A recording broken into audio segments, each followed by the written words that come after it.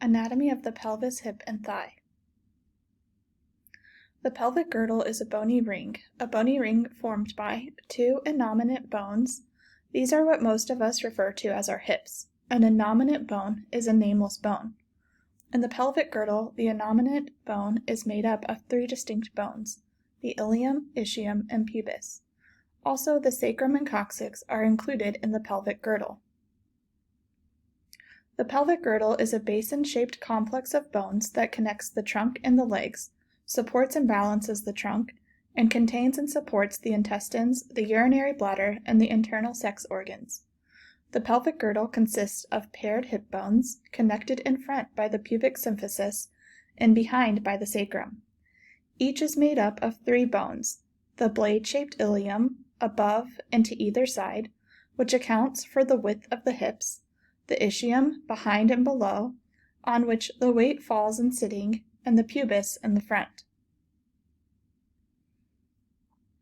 The circles in red indicate the anterior superior iliac spine.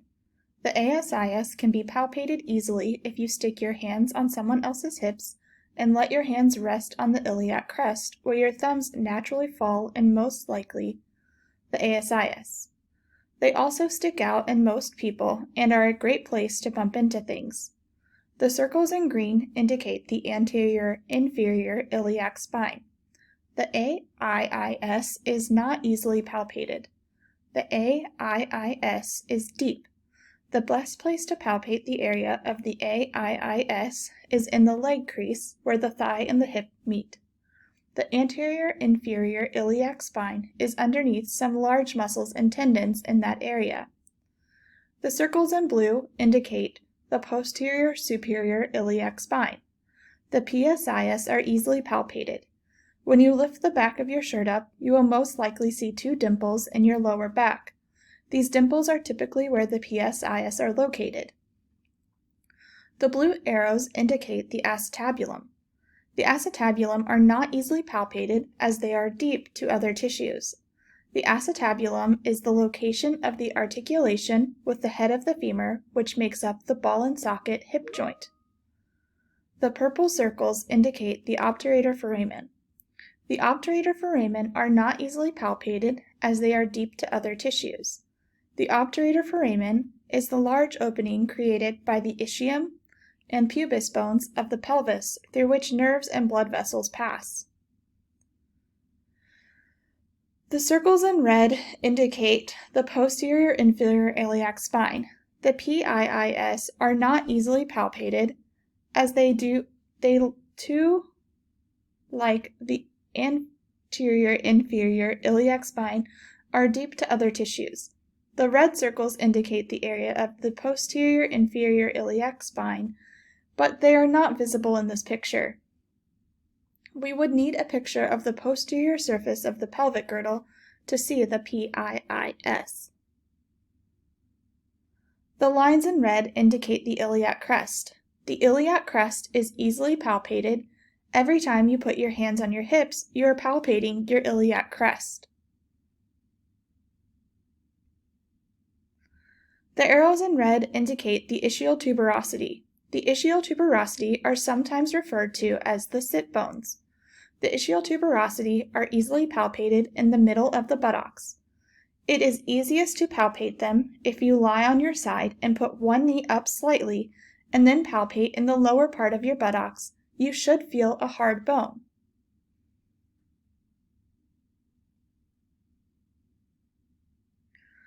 This is a lateral view of the structures we just identified. You can also see the three individual portions of the innominate bone. The yellow portion is the ilium, the blue portion is the ischium, and the red portion is the pubis.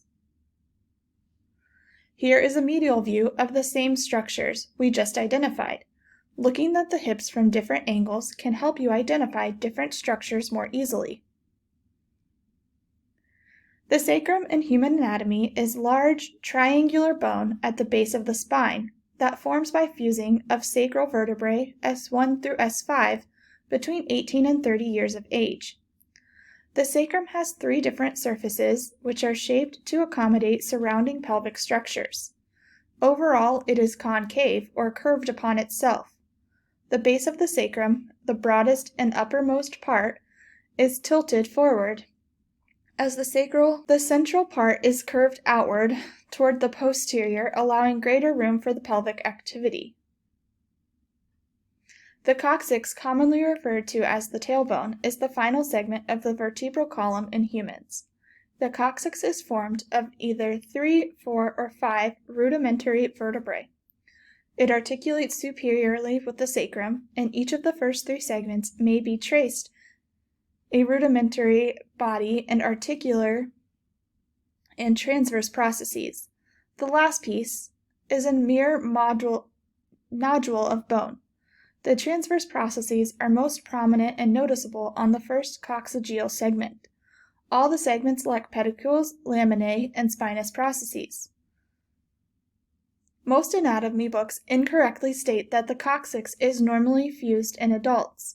In fact, it has been shown that the coccyx may consist of up to 5 separate bony segments, the most common configuration being 2 or 3 segments. The femur or thigh bone is the most proximal or closest to the center of the body bone of the leg. The head of the femur articulates with the acetabulum and the pelvic bone, forming the hip joint, while the distal part of the femur articulates with the tibia and the patella, forming the knee joint. By most measures, the femur is the strongest bone in the body. The femur is also the longest bone in the body. The femur is the longest and strongest bone. Its length on average is 26.74% of a person's height, a ratio found in both men and women, and most ethnic groups with only restricted variation, and is useful in anthropology because it offers a basis for a reasonable estimate of a subject's height from an incomplete skeleton. The femur is characterized as a long bone and comprises a diaphysis, the shaft, and 2 epiphyses, or extremities that articulate with adjacent bones in the hip and knee. The angle of inclination is formed from the angle resulting from the intersection of a line drawn down the long shaft of the femur and a line drawn through the neck of the femur. Typically, the normal adult has an angle of inclination between 120 and 125 degrees. It usually is closer to 125 degrees in the elderly. An increase in this angle greater than 135 degrees results in coxavalga, and a decrease or less than 120 degrees is called coxavera. The angle is widest in infancy and becomes lessened during growth, so that at puberty it forms a gentle curve from the axis of the body of the bone. In the adult, the neck forms an angle of about 125 degrees with the body, but this varies in inverse proportion to the development of the pelvis and the stature. The angle decreases during the period of growth, but after full growth has been attained, it does not usually undergo any change, even in old age. It varies considerably in different persons of the same age. In the female, in consequence of the increased width of the pelvis, the neck of the femur forms more nearly a right angle with the body than it does in the male. It is smaller in short than in long bones, and when the pelvis is wide. Coxavera and coxavalga have some physical presentations. Coxavera will result in a decreased angle, hip-neck angle. Leg appears shorter, the patient will appear to have genivalgum, which is where they look knock-kneed, and the patellas will squint, which means they ride high, and kind of look at each other towards the midline. Coxavalga is the result of an increased angle of the hip-neck. The leg appears longer, the patient will appear to have geniverum, which is where they look bow-legged, and the patellas will have a frog-eyed appearance, which means they sit laterally and high on the knee. The angle of torsion is formed by looking at the relationship between the axis of the femoral head and neck and the femoral condyles. The normal femur has an angle of torsion between 12 and 15 degrees. An increase in this angle is termed anteversion, while a decrease in this angle is termed retroversion. It is important to note that both normal and abnormal angles of inclination and torsion are properties of the femur and exist independently of the hip joint. However, abnormalities typically alter joint stability. Anteroversion and retroversion will both have physical characteristics in much the same way as coxa valga and vera do. A patient with anteroversion will suffer from femoral internal rotation. They will present with a squinting patella where the two patella appear to be looking at each other and are shifted towards the midline. The patient will also walk with a toe-in gait, which is sometimes referred to as being pigeon-toed. A patient with retroversion will suffer from femoral external rotation. They will present with a frog-eyed patella where the two patella appear to be on the lateral surface of the knee and sitting high. The patient will commonly walk with a toe-out gait, which is sometimes referred to as a duck walk or a penguin walk. The innominate bones, the ilium, ischium, and pubis, unite in early adulthood at a triangular suture in the acetabulum. The cup-shaped socket that forms the hip joint with the head of the femur. The ring made by the pelvic girdle functions as the birth canal in females. The pelvis provides attachment for muscles that balance and support the trunk and move the legs, the hips, and the trunk. In the human infant, the pelvis is narrow and non-supportive. As the child begins walking, the pelvis broadens and tilts. The sacrum descends deeper into the articulation with the ilia, and the lumbar curve of the lower back develops. The pelvis is vital to both locomotion and childbirth. Natural selection has been confronted by two conflicting demands: a wide birth canal and locomotion efficiency, a conflict referred to as the obstetricial dilemma. The female pelvis has evolved to its maximum width for childbirth. Any wider and the pelvis would make women unable to walk. In contrast, human male pelvises are not constrained by the need to give birth and therefore are optimized for more locomotion. There are some principal differences between the male and female pelvis. The female pelvis is larger and more broad than the male pelvis, which is taller, more narrow, and more compact. The female inlet is larger and oval in shape, while the male inlet projects further and is heart-shaped.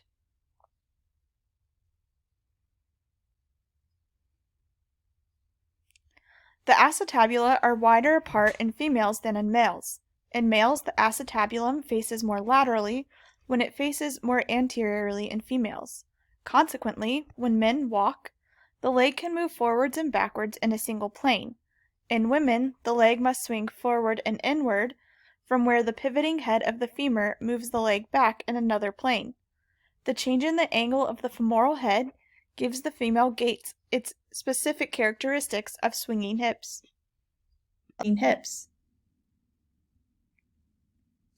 The hip joint is a synovial joint formed by the articulation of the rounded head of the femur and the cup-like acetabulum of the pelvis.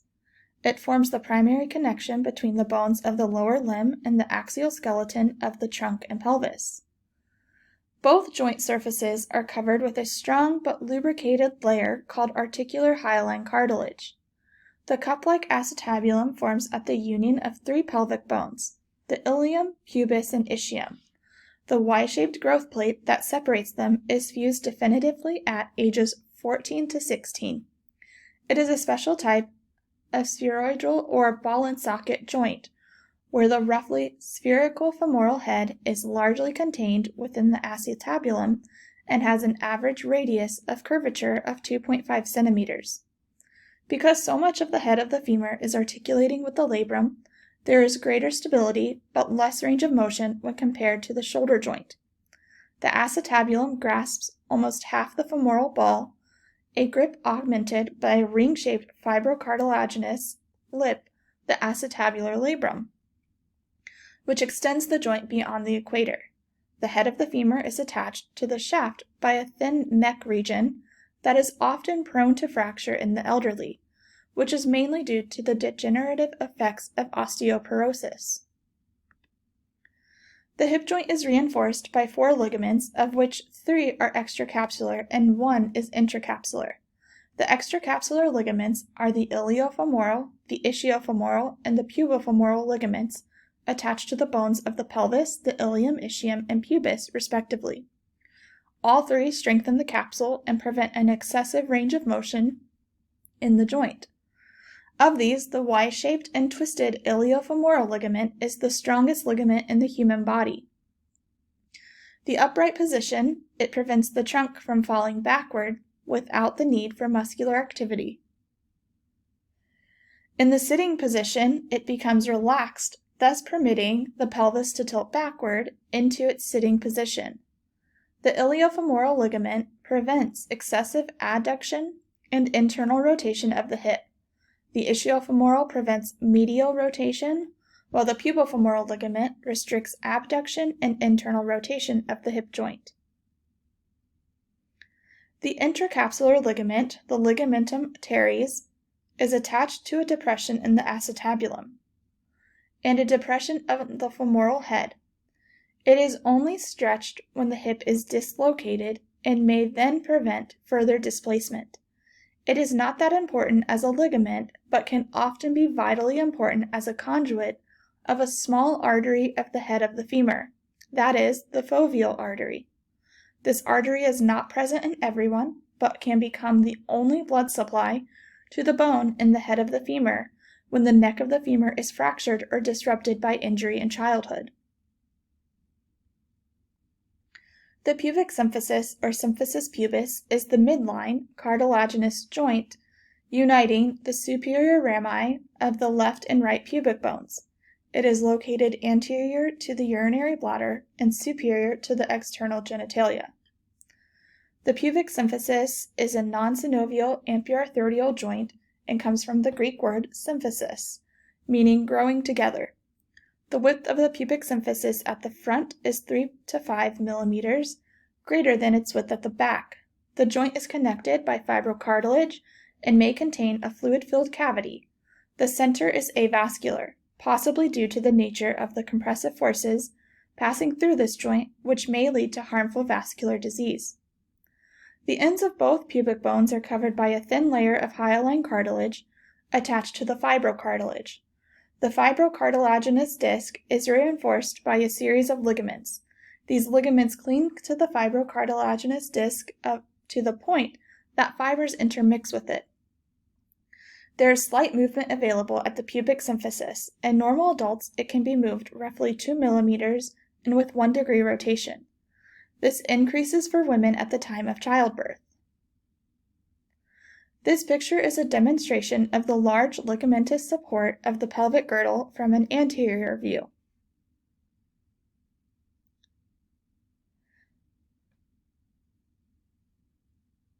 This picture is a demonstration of the large ligamentous support of the pelvic girdle from a posterior view.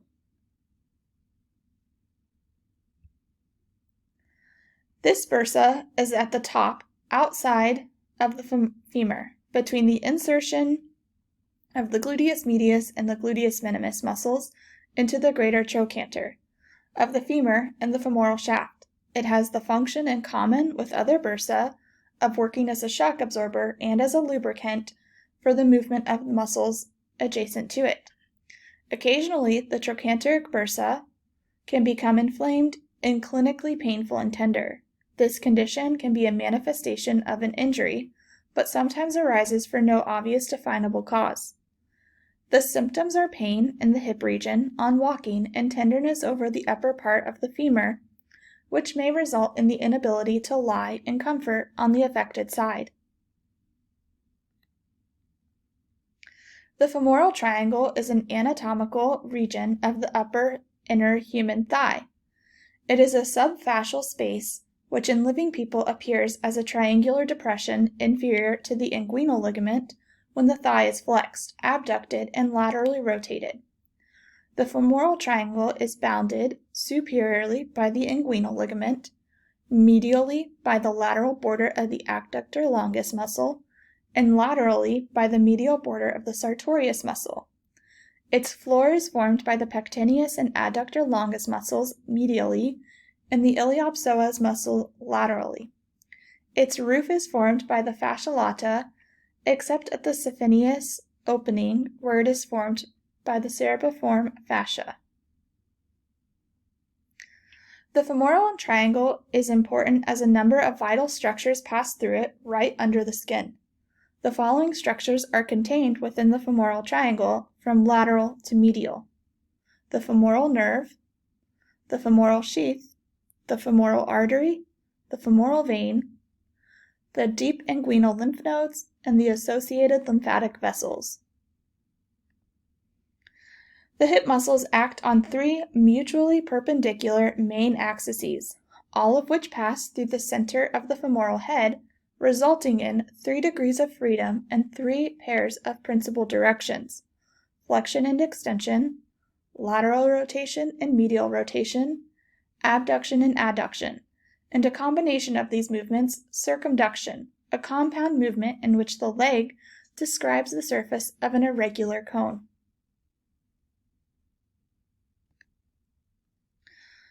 The musculature of the hip is vast. We have anterior, posterior, medial, and lateral musculature. At this time, it is not important to understand the origin and insertion of these muscles, but for your clinical careers it will be vital. The lateral rotators include the piriformis, gemellus superior, gemellus inferior, obturator internus, obturator externus, and quadratus femoris. Lateral rotation of the femur of swinging of the leg accommodates lateral rotation of the pelvis during stride. Medial rotators include the gluteus minimus, the tensor fascia lata, semitendinosus, semimembranosus, gluteus medius, and the adductors. Looking at these images, you can see our quadriceps pictured the most clearly. The quad is actually a group of muscles consisting of the rectus femoris, the vastus lateralis, the vastus medialis, and the vastus intermedius oblique. Another important muscle pictured on here is the sartorius. The sartorius is the longest muscle in the human body. Our hip flexors include the iliopsoas, the pectineus, rectus femoris, sartorius, and tensor fascia lata. The hip extensors include the gluteus maximus and the hamstrings. Our hamstring muscle group is made up of the bicep femoris, semitendinosus, and semimembranosus. The hamstrings across 2 joints. They help with hip extension and knee flexion. The rectus femoris functions more effectively as a hip flexor when the knee is in flexion and occurs when a person kicks a ball. The gluteus maximus is usually active only when the hip is in flexion, as occurs during stair climbing or cycling, or when extension at the top of the hip is resisted. Our hip abductors include the gluteus medius, the gluteus minimus, and they're active in stabilizing the pelvis during single leg support and during support phase of walking and running. We were challenging our hip abductors when we were testing Trendelenburg's test. Our hip adductors include the adductor longus, adductor brevis, and adductor magnus. Our hip adductors are commonly referred to as our groin. Another important thing to note is our pes anserine. Our pes anserine is made up by the gracilis, the semitendinosus, and the sartorius muscle.